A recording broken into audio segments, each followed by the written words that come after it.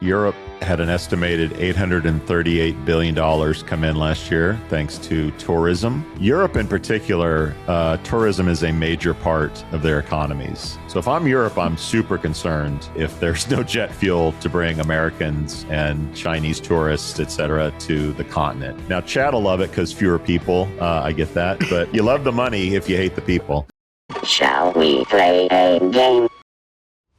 Hide your kids. Lock the doors. You're listening to HR's most dangerous podcast. Chad Sowash and Joel Cheeseman are here to punch the recruiting industry right where it hurts.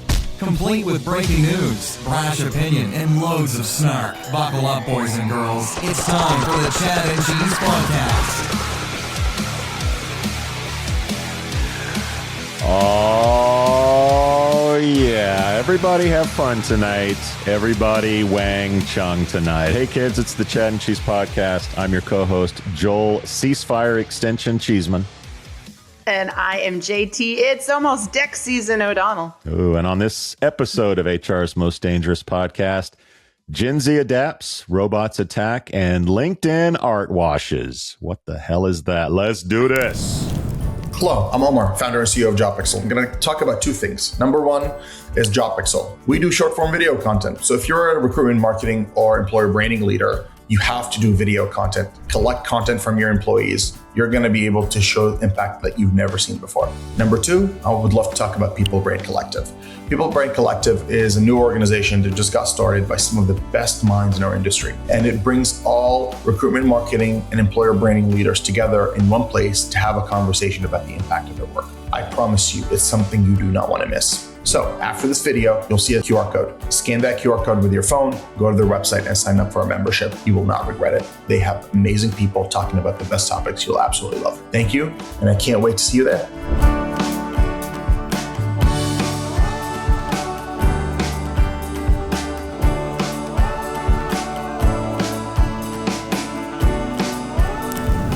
Deck season in New England. What could sound more charming than that? You know it, little right? Little lobster on the deck, little lake swimming, night swimming. What's going on? Mussels, steamers, corn on the cob, lobsters, steaks on the grill, sunsets at 8 p.m. Like, we live for this shite. We do. It's here. It's here. The stick season is over, right? We're almost there. Yeah. You still have those moments. Who my kid? There'll probably be one more flurry, but But we're at the place now where you're wearing shorts, even though you probably shouldn't be. Because it just, you're like, it's warm enough. I'm wearing them. Yeah, a lot of white guys in cargo shorts, I'm guessing, right? Nailed it. Exactly. With a parka, but it's okay. With the down on, but yeah, shorts. Yeah, so I'm here for it, though. Social influencer took a picture of cargo shorts and I think a PBR koozie and said, "Spring is here." Middle-aged white guy. What's your favorite season in New England? Fall, actually. Okay. The colors are spectacular. It's great golf weather. They're real and they're spectacular in New England. Mm-hmm. Well, Chad and I were just in Phoenix this week. Nice. Talk about a change of scenery from the Midwest. I left rainy and 50, I think, to go to 80, 88 and sunny. That was fun. Shout out real quick to the Paradox folks treating us real nicely again, as usual.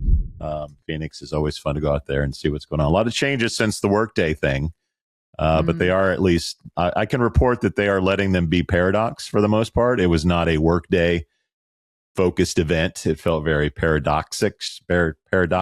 I don't know how you would frame that.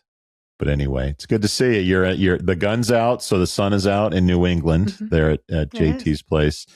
I don't know. You want to do some shout outs or what? I do. Okay, let's go. You want me to go first? Yeah. Let's get the soundbite here real quick.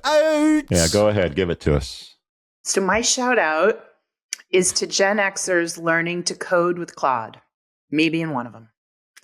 And I finally bit the bullet, carved out some serious time, got myself on Claude Cowork, had a pretty nasty project to figure out. Mm-hmm. And just have to say to everybody out there, if I can do it, you can do it. And it changes so significantly how you think about AI. I mean, I thought I was using AI. I use a lot of AI tools day to day. The ability to code it changes the whole way. And we've talked so much about the divide that's being created. It's not the have and have nots. It's the learning it, not learning it. Mm-hmm. And that divide's getting bigger. These people are going to make bank. They're highly sought after. There's so much job opportunity out there right now for people that get AI at a higher level beyond the surface versus the people that are waiting around for someone to teach them. All I can say is lean in, Gen Xers. We learned to do everything ourselves, right? We just had to figure it out. You will figure it out. If we can program the VHS machine, we can figure out vibe coding, right? So I'm curious because I'm exploring this as well. Did you look at Lovable and did you shop around to the different? Because there are a lot of competitors, right, in this space. Yeah. Replit. So I actually went to. Yep. I've used Replit. I've vibe coded with Replit. Mm-hmm. Claude Cowork is a different level. Okay. I couldn't do on Replit what I built on Claude Cowork. And I was advised by some friends of the show. Uh-huh. So shout out to Josh and Ben Gaffney, the founders of McCoy, the mobile app. And also shout out to Josh Gamble and crew. And the reason I say that is they both, I independently set calls with them and said, here's what I'm trying to make happen. What do you think? And independently both were like, you need to Claude Cowork. So thank you so much, because a little bit of a rough start to begin with. Okay. And what you learn very quickly is the better you get at prompting it, the better the results you get. And when you're planning an intricate project like I did, you really need to tell it everything all the way through your site. Like, what are you trying to do every step of the way? And what happened the first time around is I hadn't done that thoroughly. And then we got far along and it broke. And that was on me because I hadn't guided it, had to reel back. But once you understand it and figure it out, and once you build something, you can literally say to it, okay, remember what we did over here? I want you to take these 5 pieces from it, and then I want you to build this over here. Okay. So your coding abilities to build other things gets faster and faster and faster. It's insane. And it's saved my company hundreds of thousands of dollars. Can you talk about how sort of complex the app was that you built, or was it a pretty simple app? No, it's pretty complex. Okay. So, we've been working for 3 years on a tool that analyzes you to understand how recruiters need to see you and find you on LinkedIn. So we built a tool where manually you could have given me your resume, your LinkedIn profile, some job descriptions that you're a match for. And this tool that we built analyzes it and produces a very detailed report about your positioning in the current market, words you're supposed to be using, and then literally what the next 20 things should be on LinkedIn that you post in order to feed the algorithm. And we've been testing it. Works like a dream, but it required a lot of manual steps, right? Yep. Getting the email, downloading the documents, putting it in, reproducing it, putting in a PDF, sending it, tagging them in your payment system. It does all of it now. Awesome. All of it. Well, good for you. Yeah. Very cool. Over 80% of you watching right now, you watch over and over. We know you do, but you haven't liked and you haven't subscribed. Let's do that. Let's do that now. All right, my shout out is easy. My shout out goes out to Trump nominee Keith Sonderling. Keith is a friend of the show. He's a bestie. I think he's been on 4 or 5 times. Regardless of your politics, he's a great guy. It's fantastic to see friends and people who deserve it get into higher places than they started. And he is now, in case you didn't know, the acting or the last Labor Secretary Lori Chavez DeRemer stepped down. If you've been following any of it, she's been in some shit, and Keith is now the acting, interim U.S. Secretary of Labor. Kalshi right now has him as the favorite to become the official Secretary of Labor at 23%. Nice. Glenn Youngkin, who was governor of Virginia, is apparently on that list as well. So he's got some tough competition to keep the job. But my money literally is on Sonderling to get that position. So for whatever that's worth, I texted him after I found out, and his reply was, quote, "From Chad and Cheese to the cabinet." And so I'm really super happy for him, and I know he's going to do a great job.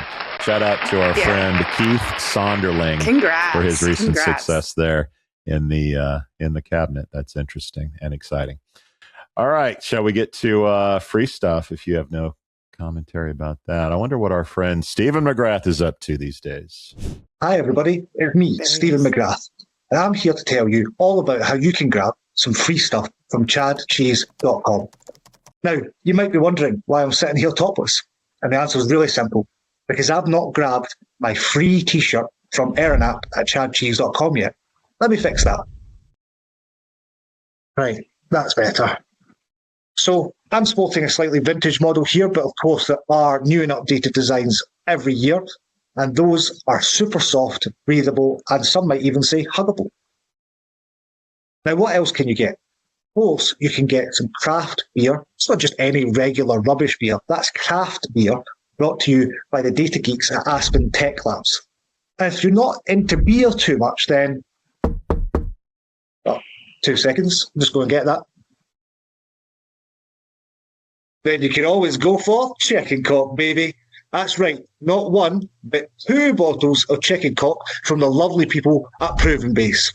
Now, you're not going to get any of this stuff unless you go to chadcheese.com/free and get yours today. He never gets old. Never gets Very old. Cool. Never gets old. I'm excited. I do a mini marathon every year. A little known fact about me. And wait back, roll it back. Define mini marathon. How is anything about 26 miles mini? It's a half marathon. Some call it mini, some call it half. So it's a half marathon. So it's 13.1 miles, which is still a long way. It is. Go ahead and walk 13 miles and tell me how you feel after it. But my father was a marathoner back in the day. His marathon days are way over. But we used to get the family together, my sister and I. Sometimes her daughters would participate, but we would do this. My stepmom would come down. And we would do this every year. It was a reason to we always know we're going to get together. We're going to hang out, do this marathon thing. My dad doesn't do it anymore. My sister, who's 5 years older, she doesn't do it anymore. My wife committed to it, got injured while she was training. So once again, I'm the lone standard bearer for Team Cheeseman to do this mini marathon. That's beside the point. I'll be in Louisville, which means I'll be near Chicken Cock and the Speakeasy. So if you're with us last year in Louisville, hopefully I'll be able to walk and make it to the Chicken Cock Speakeasy while I'm in Louisville, so I can enjoy that. So that's part of my travels that are coming up. We also have, of course, other travels that we do. Oof, events. Where are we going, boys? For the show, we were in Phoenix, as I mentioned. Shout out to those guys. Yeah. All the folks at Paradox treated us really well this week. But we are headed to Chicago this next week from the 28th to the 30th, recruiting resourcing leaders, RLX, the RecFest kids are going to be out in Chicago. I'm going to spend some time with them, as well as Joe Shaker, who sponsors our travel. By the way, shout out to Shaker. We love you guys. So I'll be in Chicago, and then a month off in May, and then June and July we start traveling again. Where are you going, JT? Yeah, so mine's virtual though, but thank you for letting me shout it out. So the Harvard Business School on May 19th is hosting a virtual Leading with AI conference, and I'm getting to speak at it. And it's about agency over anxiety and really how to approach it from a job search and career standpoint. I'm really excited about it. It's my Elle Woods moment, as I mentioned before on the show. Yeah. But they did give me a huge discount code. So if you're interested, folks, DM me on LinkedIn. I can get you a big discount so that you can attend. Really cool speaker. I don't know how I made the list. I'll be honest. Seriously, the list is super impressive. But we're really going to be talking about this divide that we said and how to lean in and be on the front of it as opposed to the back of it. An invite to slide into JT's DMs. What could be more fun than that, everybody? Please. More fun than layoffs, am I right? All right, guys. Before we get to topics real quick, layoffs this week. Meta, 8,000, roughly 10% of their workforce. Snap, 1,000 or 16% of their workforce. Disney, 1,000. UKG, 950 at 6%. Additionally, some high profile companies in our space that have new CEOs or they're lacking a CEO. Fred Goff is out at Jobcase. They had raised around $148 million. And Anup Gupta is out at Seekout. They had raised $189 million. So not chump change at all. Seekout already has a new CEO, some guy named Sean Thompson, who's not from the space and was apparently living large in Montana till the VCs probably gave him more money than he could say no to come take the job. And in case you missed it, Tim Cook has announced his resignation at Apple. JT, a lot of layoffs, a lot of changes. Any takes? Yeah, I mean, we've been saying it. Layoffs are going to keep coming. They're just restructuring, figuring out what they want to hire back for, and then leading with AI in the hiring back. I'm hearing that over and over. It's every executive team's mantra right now. Mm-hmm. So I think we can expect more of it. Rumor is Amazon's about to drop some big numbers again as well. So yeah, it's going to keep coming as we become more agile. I'm excited about some of the topics we're going to be discussing because I'm the light at the end of the tunnel. Look for the opportunity, right? The bigger the disruption, the silver bigger lining. the innovation. That's right. So we're going to be talking about that. I will tell you this. I personally would love to get my mitts on the Jobcase CEO role, only because I years ago met Fred and his team, and the concept there was good. I think that it could have been executed differently. Okay. And I certainly weighed in on that. I was pretty honest about that. But there's assets there. And I think whoever takes that over is sitting on something very, very prime right now in the way that we're going to be engaging talent through connection as opposed to job boards. And so they might have been ahead of their time or maybe just ended up in the wrong place. I don't know, but dang, I know enough over there to be like, that's juicy. So I'll be interested to see who gets that job. This is what you get on this show. You get an application from JT to take over the Jobcase I'm gig. the best there is, plain and simple. I mean, I wake up in the morning, Absolutely. it's excellent. Good for you. So if you're keeping track at home, that's more than 81,000 employees that have been laid off by 97 tech firms just this year. We're not even halfway done with the year. Right. That's according to layoffs.fyi.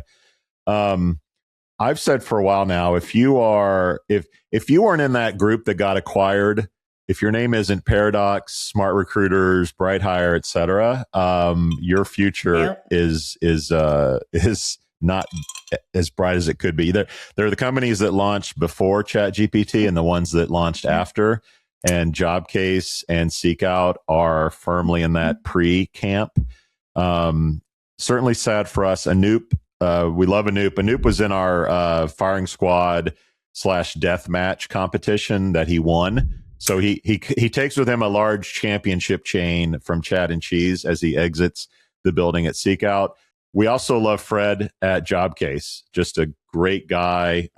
These are companies with a lot of money, high expectations. These investors don't want to wait around for their money. And clearly the clock had run out on those guys, but I suspect we'll see more.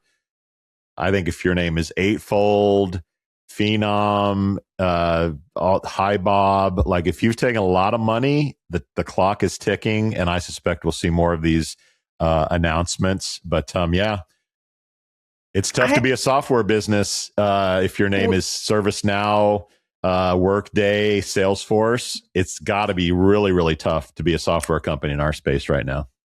So do you think that those larger companies are going to go shopping for deals and just wait till they're so hurting that they can get them for pennies on the dollar?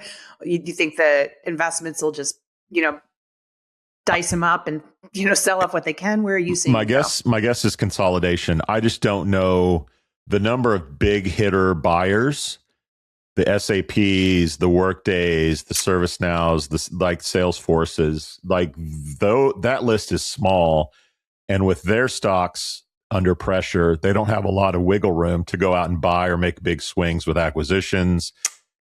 My guess is you'll see the ATSs consolidate. Somebody buy iSIMS will buy Employ, will buy, these guys will start consolidating, and you'll start seeing it in these. Everyone's all on Juicebox's tip, but SeekOut is just Juicebox 10 years later. So I am not bullish on that business at all. I predict that you're going to see several in this group just come out one day and say, we've rebranded and we're in a totally different industry. We do a totally different thing. This is our company name, because I think you can start to look at some of the assets under the hood. You realize they could be quite useful by building AI in a different space or pivoting in a different way. And I'd love to get under the hood of some of these firms and say, what else could we do with you right now? Because there is opportunity. Quit holding on to the sinking ship. Yeah. And let's just massively pivot you. Let it go. You know? And that seems to be the model now. I'm sure you're familiar with Allbirds, a shoe company. Crazy. They're now Crazy an AI story. company, and they sold Crazy the shoe story. company to another business to sell the shoes. So AI is the new .com.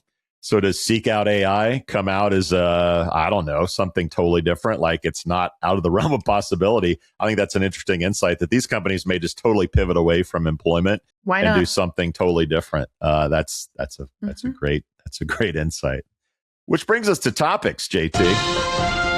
Topics! All right, let's talk young people again, a topic that keeps coming up. This is from the Wall Street Journal.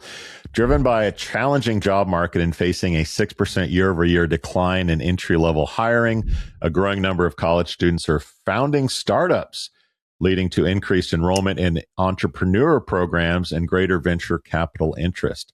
This tracks with LinkedIn's new 2026 grad guide, noting 44% of Gen Z cite limited networking as their top barrier to entry-level roles, while 21% are creating opportunities through side hustles.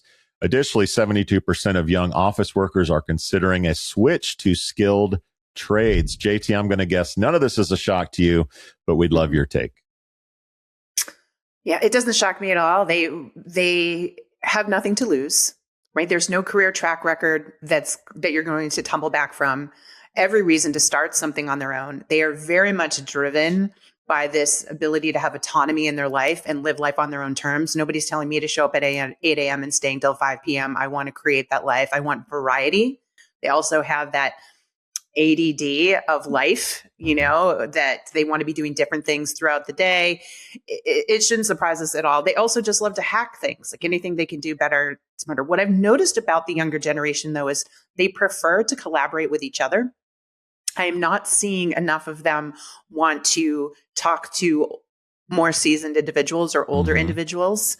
So the money is coming to them. That, the VCs, private equity are having to find them, build relationships with them. That's very interesting because these young folks are guarded. They are distrustful of the older generations. They don't believe they have their best interests. They're tech savvy and they're just more comfortable with their own people. So that to me gets interesting as we watch this blow up. I've always said this was going to come full circle, that we are all businesses of one. So I'm thrilled to see young people just embracing it. What better way to prepare your young person to survive than to not expect them to rely on one employer with a set of golden handcuffs, and when they lose their job, they don't know what to do. So we're making these kids tougher. I mean, I see Gen X in them. I'm here for it. It's exciting to see them. I know it's hard, but it's exciting and they're leaning into it and they have nothing to lose. So shouldn't surprise us at all. But accessing them, that's going to get interesting. Okay. I like that.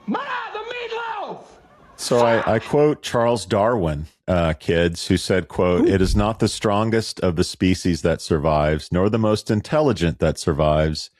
It is the one that is most adaptive to change."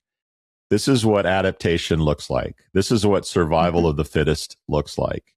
And if you are in college and you're not real optimistic about your future, you adapt.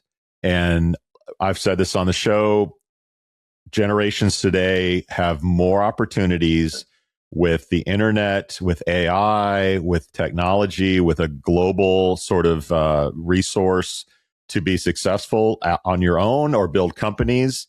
So this is just what survival to me looks like. I think you're going to see people build companies. Now, the challenge is they're going to learn that 90% of companies die or don't become what they want. So that's going to be interesting. The model of raising money is much different.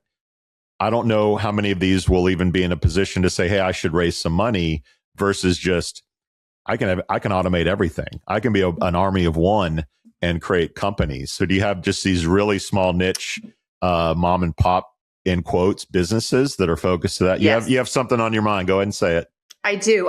We're already seeing a trend towards that. And I love that you brought that out. They would prefer not to take the money because they don't want to be beholden to anyone.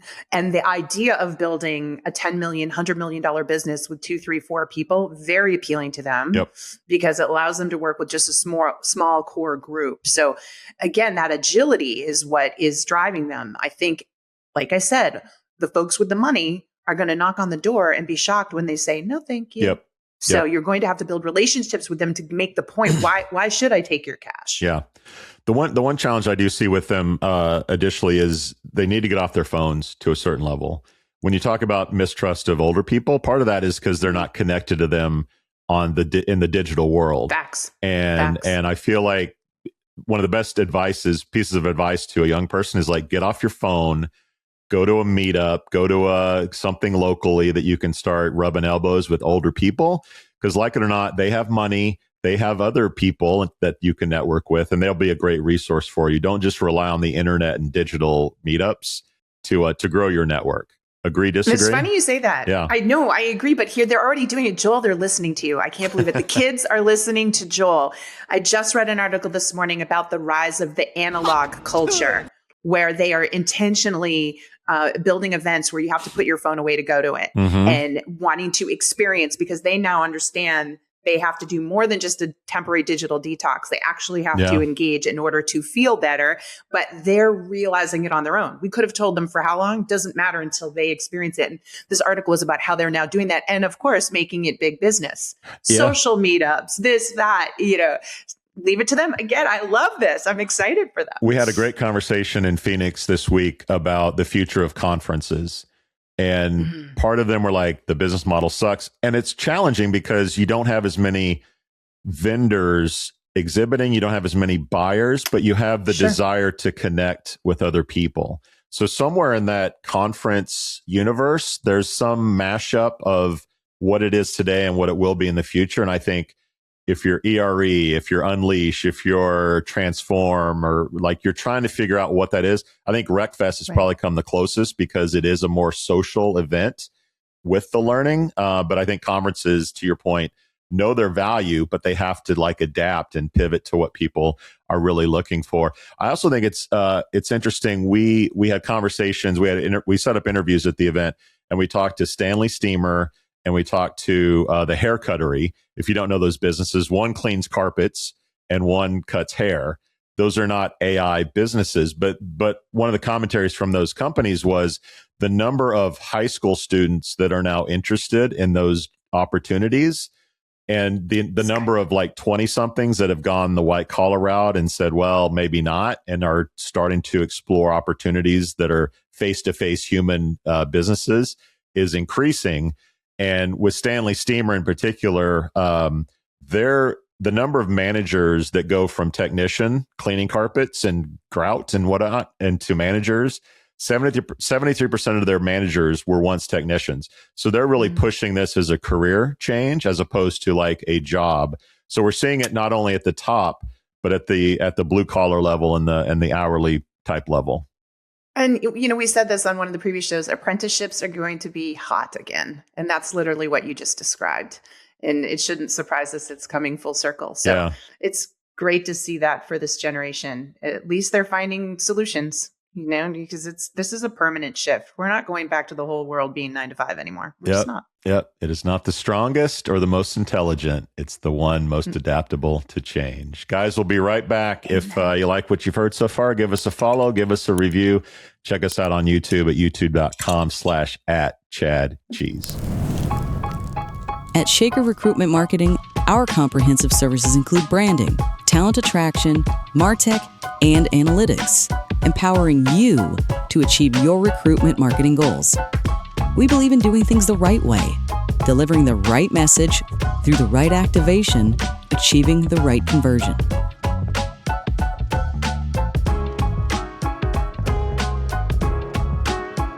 For us, business is deeply personal. Our legacy is built on relationships. Together with our people, clients, and partners, we've been shaping the world of talent for over 70 years.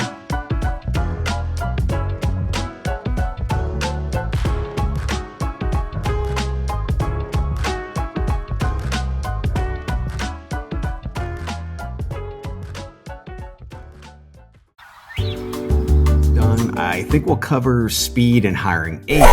Did somebody say speed? Then buckle up, boys. You're about to learn how to hire fast. Who is that? Vetty Betty. From Vetty, the hiring acceleration platform. Come on, man, keep up. What's up, Betty? Hey Chad, Veti makes high compliance hiring easy. Background checks, licensing verifications, and health screenings, all in one place. Real-time updates, no red tape, and no delays. Hiring managers can move fast, stay smooth, and close the deal. So they just sit back and watch. Hell, I could watch this all day. That's right. Relax, enjoy the view, and don't lose the hire. It's that simple. With Veti, it's all taken care of before they can even catch their breath. Best lesson ever. Class dismissed, boys. Veti. Hiring as it should be. Visit veti.co to learn more. Let's talk about some robots. Shall we play a game? Well, our soon-to-be overlords had a pretty good week. Ukraine achieved a milestone in warfare by capturing a Russian position using only ground robots and aerial drones, resulting in 0 casualties and highlighting a shift toward unmanned combat systems. Back here in the U.S., Tesla has expanded its fully unsupervised robotaxi service to Dallas and Houston, 2 pretty big cities, operating daily with limited geofences in both cities. JT, robots, what you got? I know. Okay, so I'm excited about the prospects when it comes to war. I need to have something like that and know that no human lives were taken. Makes me feel better in that respect. Quick. So, great. But immediately when I read about that, I thought about eventually, 2 countries coming together, their leaders sitting over a board, and it's just an electronic game. I said, are we going full tilt? Like, are they going to get in Pac-Man? Seated. Remember the Pac-Man? I just bought one of these. The 2 seats on either side with the 80s games. We're literally going back to that is what went through my mind there. So interesting. Okay. The robo-taxis, I'm still not there. I think, I was in a really bad car accident a couple of years ago in an Uber. My Uber was hit from behind on the highway and thrown into a semi-tractor. If I didn't have my seatbelt on, I would not be on the show with you. So everyone wear your seatbelts in an Uber and a Lyft. But it just makes me that much more nervous, and I know I'll need to get over it. Now, it's do you almost like blame that it was automated? All be there. Do you blame that it was an auto, whatever, driverless car that on the accident? No, because I was in Houston before the driverless car. My point being is, I would need to see everybody in driverless cars for me to feel like it's all going to work okay. You can't. I don't think it's great to have half human. I don't know, something about that just doesn't jive with me. Granted, it's probably, PSTD, but I don't know. I mean, when you have a near-death experience, your perspective changes, whether it's cancer 100%. Or car wreck or whatever. So I get that. Yeah. So you're on the fence with the taxis. I get it. It works. Not there yet. So I'll add that you might have seen that in China, they had a marathon using humanoid robots, and a robot called Lightning finished a marathon in 50 minutes and 26 seconds.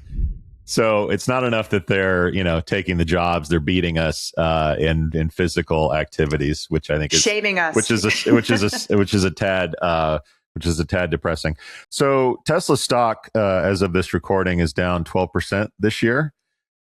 People are not buying EVs, at least in this country, like they used to. Taking away the credit turns a lot of people away from the opportunity. But they will get into an EV car because they don't really care if it's gas or car. That is something I think people will do. I was in, like I mentioned, Phoenix this week, and Phoenix is Waymo everywhere. Like there are driverless cars everywhere in Phoenix. And I took a Waymo to lunch with a friend, and then I took an Uber with a human to the airport. Let me tell you about how my 2 experiences. Waymo, the door unlocks with RFID with your phone, Bluetooth with your phone. You get in, a robot says, "Welcome, Joel." Whatever. Welcome to Waymo, and then you can choose your music on the touch screen. So if you want alternative or rock or whatever, you can do that. No one talks to you. No one says, "How was your day?" No one tries to chat you up, which I never like to do in an Uber or a taxi. So it takes me where I want to go, pulls over, says, "Have a nice day." I don't have to tip. I don't feel any guilt if I don't tip. I get out and we're done. The transaction is it. Yep. Quick question. Yep. Did it tell you to put on your seatbelt? Probably. Okay. Probably. I'm sure it's like a legal thing, like be safe and put on your seatbelt. My Uber driver picked me up. It was five-ish in the morning. I'm not a real morning person, so I'm a little bit skewed on this, but she started to chat me up immediately. Where are you from? What are you doing here? What's your business? Oh, you got a podcast. That's interesting. What do you talk about? And so like, I don't want to be a dick and say, you know what? It's 5 a.m. Let's just cool out on the chat. So I have to chat and then pull up. Like, I feel like I have to give a tip. So I spend more money. Like, I'm all here for the automated taxis. I think there's a day where you don't have to learn to drive. You just have an app and like, hey, I want to go to Chipotle. Car will be here in 5 minutes. Takes me. I think a new business of the future is turning garages into like rooms in your house, like new entertainment, whatever. So I'm all here for the cars. The moment you're saying we don't need cars anymore, I immediately go to beam me up, Scotty. That at this point, we're just going to have tubes we step into, and they're going to, get us there by cars. I don't know. Like, cars are we really awful. going this way? Cars are awful, JT. The average new car. You know how much it costs? I don't know. It's I've like had my car for a long time. $53,000 for a new car. That's why everyone is buying used cars. Insurance sucks. You got to house them at your house. You got to park them somewhere. Thank God I live in the suburbs and have a garage. If I had to park in a street thing, or like if I lived in the city, that'd be a pain. I'd have to pay for that too. So like, cars are stupid and they're not investments. They're total money sucks. I only have one because like we kind of have to now. And if I travel far, then I need a car. Okay, what happens when there's a major life event? Something's happening in your town and everyone needs to get out at the same time. E-bike. That's the car of the future. Wow. So you're going to hope your whole family can hop on that e-bike there, Joel? I don't think the world is ending anytime soon. And the money I've saved on a car, it can happen. I can buy a Joby airplane. So you're still going to have a beater somewhere in the house just in case. See, you're still going to have the backup. Maybe. I don't know. I'm working through it mentally, JT. What can I say? Doomsday prepper right here. What's scarier is the military shit. So let me get to that real quick. Holy shit. Chad and I talked years ago on this show about military recruitment and how hard it was to get people to join the military. And not only get people to join the military, but roughly 70+% of people who could join the military are ineligible to join because they're obese, they've done drugs, they have mental issue, like whatever it is. So even if someone wants to join, we have like guardrails that say you can't join because of X, Y, and Z. Now, if we go to a war, that might change. They might just let everybody in. And we're also limiting immigration. Immigration is a huge source for soldiers in the military and future leaders of the military. So Chad's comment was that we'll be more robotic than ever, and the need for like 1 million soldiers will decrease. I thought it was a little nutty at the time, but when I see shit like a Ukrainian force like defeated a Russian force, all automated, all drones and robots, that's the future of warfare, man. Because like you look at Iran. If we had 1 million robots, you don't think we'd be invading Iran right now with 1 million robots and saying like, good luck, Iran. And if you defeat these, maybe we'll come in with humans. But like the future is this. And if you look at that, I mean, like the way that China can make robots, a little scary. I'm sure some of them will have guns and bazookas and whatever.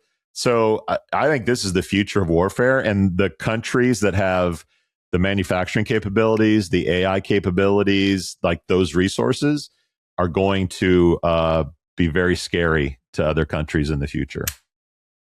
And, you started with a smaller country like the Ukraine to see what it could do, the power that it could wield. And for it to be able to do this starts to give smaller countries ideas of what, they're capable of when it comes to that. So I'm with you. Who has the power to build them is really the thing we need to pay attention to. And manufacture them. Continue to ship. We do. And we ship so much of our manufacturing overseas. Yep. which is something that we really need to rethink. The problem is getting people to do the manufacturing job. So you're going to need robots to build the robots. And you need people to build the robots that are going to build the robots. Anyway, scary future. It turns out it's not going to be Skynet. It's not going to be a company that like enslaves all of us. It'll be another country that enslaves all of us. And I guess it's just a matter of who can build them the fastest and make them the smartest and get them to the location soon enough. I know, but so cheery. It's a weird world, man. And this podcast is exemplifying all that weirdness. The war, however, does create opportunities and things that are going on that you might look at in terms of silver linings. So there's an increasing energy shortage causing pain as well as opportunity, like I mentioned, around the globe. Solar energy is now dominating new power additions and accelerating the green energy transition faster than any other source in history, particularly in China. Time to invent a solar airplane because the war has also caused a global jet fuel shortage, doubling prices and prompting airlines like United to cut flights and raise fares. Critical supply levels in Europe and Asia threaten summer travel, with stocks potentially lasting only a few weeks. It's getting kind of hectic, JT. What are your thoughts on new opportunities thanks to war as well as some challenges? It is going to be interesting. I think the war is panning out from an employment standpoint on many fronts that I'm seeing. So one, far less travel. I think that the hospitality industry, certain pockets, certain places are going to get hit hard this year that expect people to fly to their destination. If we don't resolve this, people aren't going to go, and you're going to see a real downturn there. And that, that hurts entire economies, local economies. So I watch that. I get excited about the solar and the energy issues because, again, disruption brings opportunity. I have a friend whose son has been hard at work in building a startup that has got the patent. They partnered with somebody from MIT. They got a patent that is building the storage, the facilities underwater to cool for all the AI data requirements. And they have a patent, and they're now off the coast of Puerto Rico building this. It's insane, and getting funding. So I look at that idea of energy. So it's an alternative to helium, which we need from the Gulf as well. Okay, so that's alternative. It's in right. So you think about the again, constraint forces people to think differently and build opportunity. And so that excites me. And the energy piece is huge. I mean, just such an important thing for us. Let's get off the reliance of gas and oil. We've been saying it forever, but is this the tipping point that changes for us? Who will know? So yeah, employment wise, you're going to see some downs, but I also think you're going to see some increases. Desperation is the mother of invention, or something like that. Sure is. Doesn't anyone notice this? I feel like I'm taking crazy pills. So according to my research, Europe had an estimated $838 billion come in last year, thanks to tourism. Asia, almost double that. A lot more people in Asia, but almost double that in Asia. Europe in particular, tourism is a major part of their economies. They serve all these tourists. They make a lot of money off of those tourists. So if I'm Europe, I'm super concerned if there's no jet fuel to bring Americans and Chinese tourists, et cetera, to the continent, because that's bad news. Now, Chad will love it because fewer people. I get that, but you love the money if you hate the people. Speaking of Chad, I'm a little concerned that he'll get back home. He's currently in the U.S., and if his flights get canceled to Portugal, and I'm set to go to RecFest in June. That's a long time away. Like I'm a little bit worried that I'll be able to make it over to Europe for that show. So serious ramifications if we have no jet fuel to get to these countries for tourism dollars.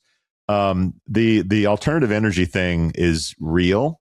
I think you're going to see, speaking of Europe, if we can't rely on oil, look, if you're in a part of the world that doesn't have oil, your own food, and your own water, it's time to recalibrate everything. And Europe, in terms of energy, I mean, the horrible truth about Europe is that they're basically funding the war with Ukraine.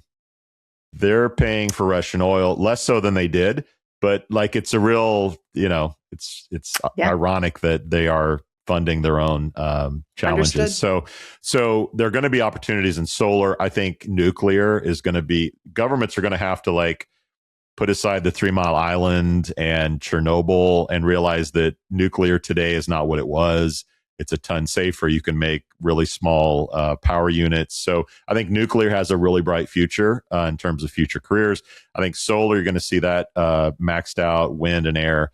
A combination of all of those is what we need, apparently. I'm not an energy expert, but you'll need a little mix of all of that. The challenge that I think that we don't talk about enough is America's dependence on oil because of the petrodollar. America's power is largely a result of the dollar being necessary for countries to trade oil. When countries can get oil or don't need oil, one is if they start trading it in non-dollars, that's a problem. And if we don't need as much oil, then we don't need as many dollars. If dollars start coming home to America, that's a problem for us. When people say we're going to go solar, wind, whatever, I laugh because as long as the dollar is tied to oil, America is not getting off oil. It's in our interest to keep the world chugging oil like never before because it helps our dollar be stronger. China, of course, wants a battery future because they have all the minerals and they don't have the access to oil. So there's sort of this geopolitical game of chess. Where are we alternative, which favors China, or do we keep with oil, which maintains the U.S. hegemony around the world? And I fear that we're probably clashing to that reality here soon on a global level. Do you watch Landman with Billy Bob Thornton? I do. I mean, I love shows like that just because Taylor Sheridan really gets into it from all sides. Yep. Whatever he's tackling on that. And the education around oil alone has been fascinating to me. Very different from the days of watching Dallas. Yeah. Yeah. For you kiddos that remember Dallas. But I think for you to talk about that and to understand, and there's just so much business tied to it too. There's a great scene in that movie, or not movie, that show. I think it's season 2, where it's Billy Bob and John Hamm in a meeting with, it looks like shareholders, and they're talking about alternative, one of them says clean energy.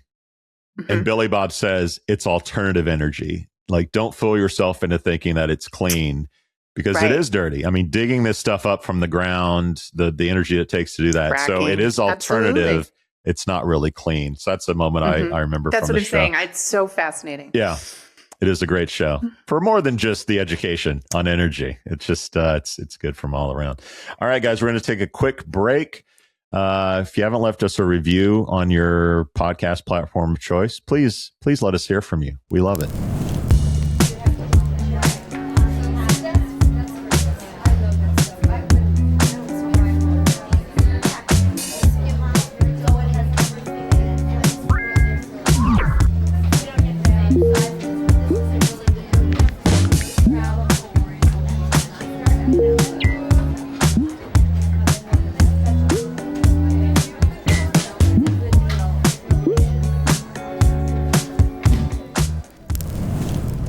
All right, JT, we recently talked about sports stars in the NBA joining LinkedIn.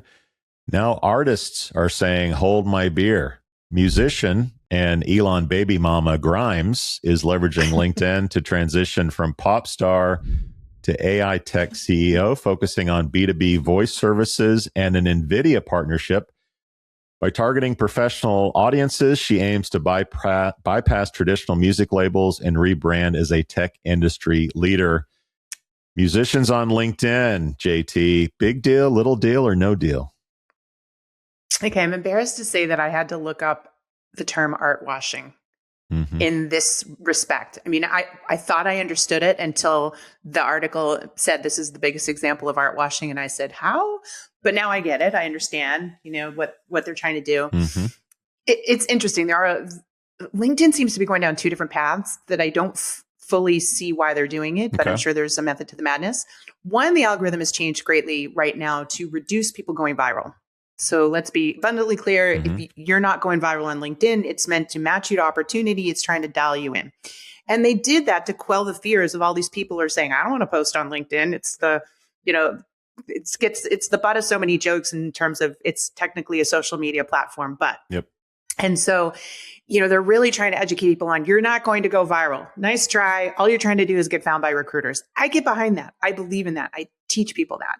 But then they have this other side where they're bringing in Reese Witherspoon and, singers who are clearly being brought in to bring this visibility to it. Good news is they're really trying to have them look at it from a business standpoint. So the people that are coming on are trying to talk to people in business. Interesting idea, So, but then it conflicts because somebody says, well, I don't want to be a Reese Witherspoon. I don't want to be a Grimes. So I don't like that they've got these dueling perceptions going on, but I'm sure that there are people much smarter than me at LinkedIn thinking about this from both sides. So it's interesting. Does it work? That's what I really want to know. Is Grimes happy with this decision to only drop music on LinkedIn? Yeah. Is it benefiting her? I don't know. I just don't see the art scene ultimately doing this. I think you could see a couple people, like her trying to bring attention to it. But do I ultimately see them all coming over here? No, I really don't. You're not going to fall for the banana in the tailpipe? It's not show friends, JT. It's show business. Funny. Right. Critics of this talk about this. If something says impending recession, it's music artists on LinkedIn trying to find a job or trying to get money, which is kind of funny. I'm here for this because the music industry in particular has changed so much since the days of buying CDs and records at your local record store. Who are you kidding? 8-track for you, buddy. 8-track. I remember 8-track. So do you. Wow. And True. the economics of it is so far from selling songs to the tours and the sponsorships. And so I think a savvy musician, like the days of, hey, I'm going to get signed by Capitol Records and I'm a made band or artist. I think those are, I don't want to say they're gone because I don't know enough about it as I probably should for this commentary, but I think that model is dead and musicians are trying to figure out how can I leverage what I have to make money. Money is on LinkedIn.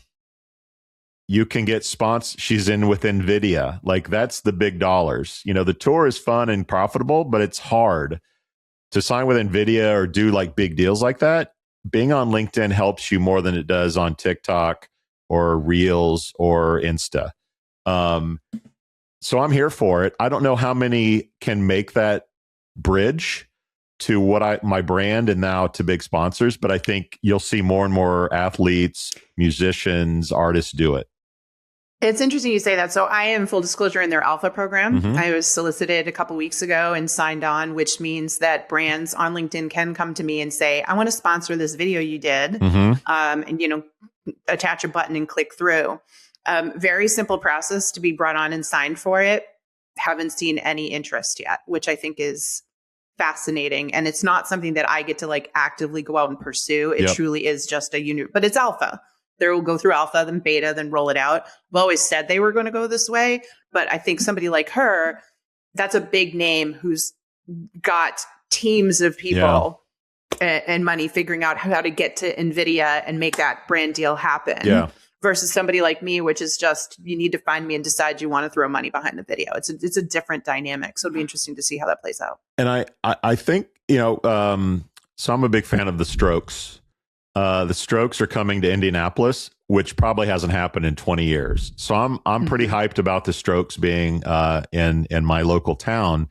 However, when I went to go buy tickets, the prices threw me for a loop. Like, I mean, I have a little coin, but $500 a ticket to see the Strokes. Like, I got to reconsider that because I got a family that wants to go and there's beer and drinks and food. So I'm like, I'm going to try to get it on the secondary market for cheaper to try to, get something at last minute, which is kind of my MO anyway. So my point in that is saying, even the model of, hey, we're going to tour.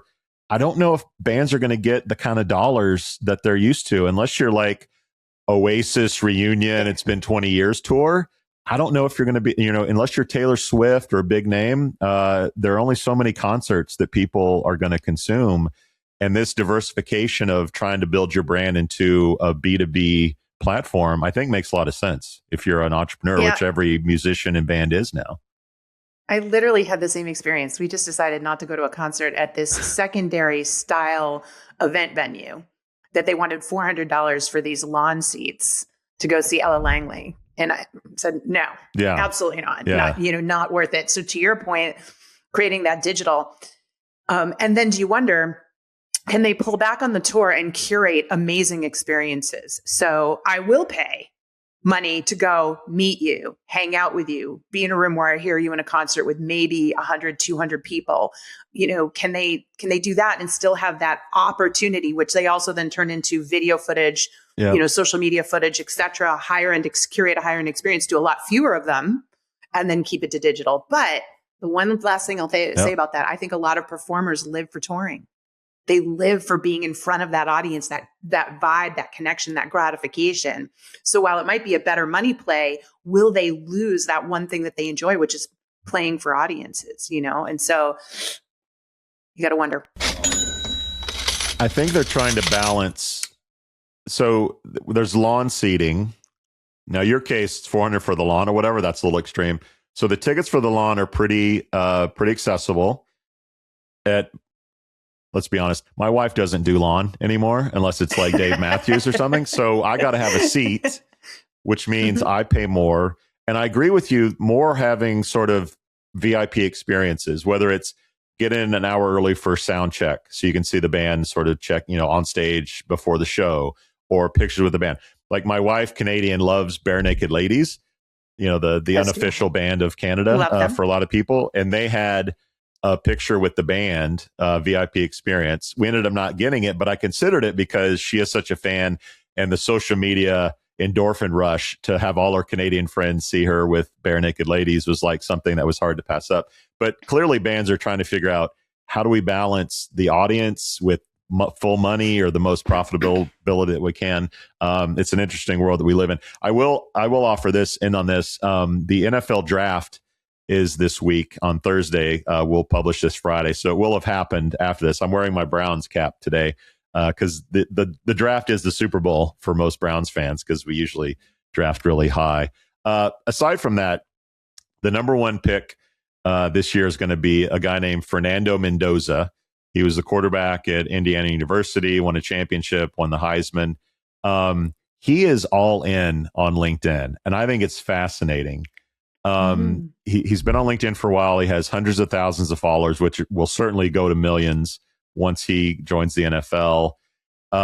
He humorously has the open to work badge on his profile picture. Love it. Love it. I don't know if he takes that off after the draft or not. And he has deals with US Bank and Taco Bell. So he has listed on his profile both of those companies.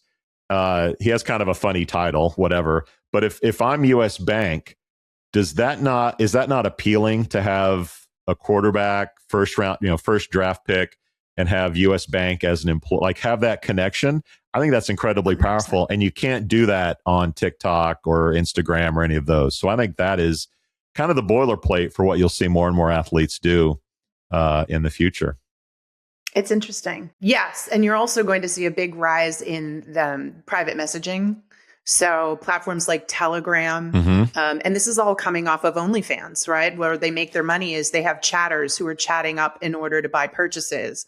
They had a social media for Josh Ross, who's a country singer, reached out to me because I follow him. I'm a fan, and said, would you test our Telegram product? I didn't pay for it, but they signed me up, and it's supposed to be me getting messages directly from Josh.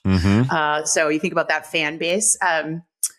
Those are automated, right? Those are automated messages. Well, that's the thing. They're telling you it's really him, and it's messaging. And the reaction was, ooh, they're early stages. This isn't feeling right at all, which is the feedback that I gave them.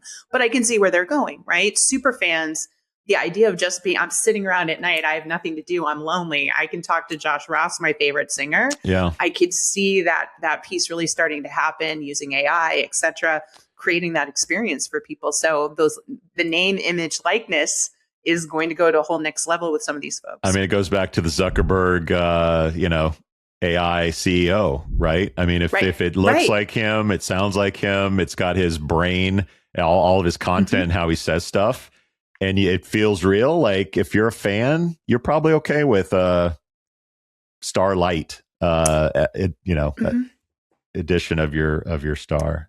One thing that will never be automated, though, JT. Oh, here we go. That's right. Speaking of music, dad jokes. What is Beethoven's favorite fruit? What is Beethoven's favorite fruit?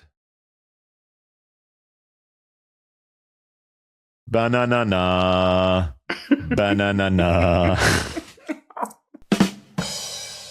Spring in New England. Enjoy that, JT. We out. We out. Thank you for listening to, what's it called? A podcast. The Chad. The Cheese. Brilliant. They talk about recruiting. They talk about technology. But most of all, they talk about nothing. Just a lot of shout-outs of people you don't even know. And yet you're listening. It's incredible. And not one word about cheese. Not one. Cheddar. Blue. Nacho. Pepper Jack. Swiss. So many cheeses and not one word.